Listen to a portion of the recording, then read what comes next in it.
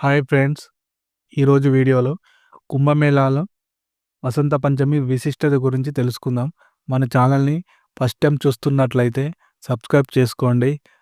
మరి ఇంకెందుకు ఆలస్యం, లెట్స్ స్టార్ట్ వీడియో. వసంత పంచమి రోజే 4వ రాజస్నానం. కుంభమేళాలో శాస్త్రోక్తంగా ఎలా ఆచరించాలో ఇప్పుడు తెలుసుకుందాం. భారతదేశంలో జరిగే అతిపెద్ద ఆధ్యాత్మిక ఉత్సవం మహాకుంభమేళ ప్రయాగ్రాజ్లో ప్రారంభమైంది.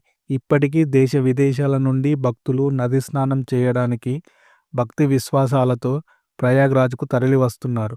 ఈ నేపథ్యంలో మహాకుంభమేళాలో అత్యంత ముఖ్యమైనదిగా భావించే స్నానం ఎప్పుడు ఆచరించాలి? పరమ పవిత్రమైన వసంత పంచమి రోజు జరుగుచున్నది.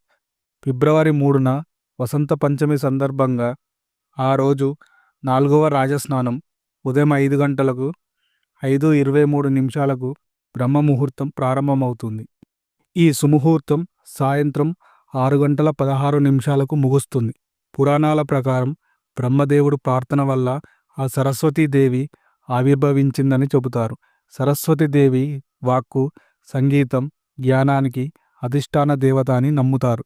రాజస్నానం చేసేవారు ముందుగా నది అమ్మ తల్లికి నమస్కరించుకొని నది ఒడ్డున నుంచి కొద్దిగా మట్టి తీసుకొని నదికి నమస్కరిస్తూ నదిలోకి ప్రవేశించాలి. సేకరించిన మట్టిని నదిలో కలపాలి. భక్తి శ్రద్ధలతో ముక్కు మూసుకొని 3 సార్లు నదిలో మునగాలి. ఆ తరువాత దోషులతో నీరు తీసుకొని తూర్పున తిరిగి సూర్యునికి అర్ఘ్యం ఇవ్వాలి. తరువాత నది బయటకు వచ్చి పసుపు, కుంకుమ, పువ్వులు సమర్పించాలి. అరటి తొన్నెలతో ఉంచిన దీపాలు నదిలో వదిలి నమస్కరించుకోవాలి. ఈ విధంగా శాస్త్రోక్తంగా నది స్నానం పూర్తి చేసుకున్న తర్వాత నదీ తీరంలో పితృదేవతలకు పిండ ప్రదానం చేయటం వలన పితృదేవతలు సంతోషించి వంశాభివృద్ధి కలుగజేస్తారు. వసంత పంచమి రోజున స్నానం చేసిన తర్వాత చేసే దానాలకు అత్యంత ప్రాముఖ్యత ఉన్నది. సద్బ్రాహ్మణులకు అన్నదానం, వస్త్రదానం, ఛత్రదానం, జలదానం, పాదరక్షకులు దానం చేయటం వలన విశేషమైన ఫలితాన్ని ఇస్తాయని సరస్వతీదేవిని మాఘపంచమి నాడు సర్వ విద్యలకు ఆధారం వాగ్దేవి కనుక చిన్న పెద్ద తేడా లేకుండా పుస్తకాలు, కళాలు అమ్మవారి దగ్గర పెట్టి ఈ రోజున ఆరాధిస్తారు.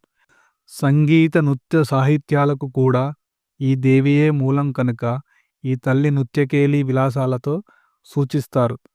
సరస్వతీదేవి దగ్గర అక్షరాభ్యాసం చేపిస్తే పిల్లలు జ్ఞానరాశులు అవుతారు. సరస్వతి ఆరాధన వల్ల వాక్యుక్తి కలుగుతుంది. అమ్మ కరుణతో సమృద్ధిని పొందుతారు. మేధ, ఆలోచన, ప్రతిభ, కారణ, ప్రజ్ఞ, స్ఫురణ శక్తుల స్వరూపమే శారదాదేవి. అందుకే ఈ దేవిని శివానుజ అని పిలుస్తారు. శరన్నవరాత్రుల్లో మూల నక్షత్రం రోజున సరస్వతీ రూపంలో దుర్గాదేవి ఆరాధించినప్పటికీ మాఘమాసంలో పంచమి తిథి నాడు సరస్వతీదేవికి ప్రత్యేక ఆరాధనలు, విశేష పూజలు చేస్తారు. చంద్రిక, చంద్రవదన, తీవ్ర మహాభద్ర, మహాబల, భోగత, భారతి, భామ గోవింద, గోమతి, శివాని ప్రతిరోజు కానీ, పంచమి నాడు కానీ, సప్తమి తిథులలో కానీ, సరస్వతి జన్మ నక్షత్రంలో రోజు కానీ పూజించిన వారికి ఆ తల్లి కరుణ కటాక్షం పుష్కలంగా లభిస్తాయి.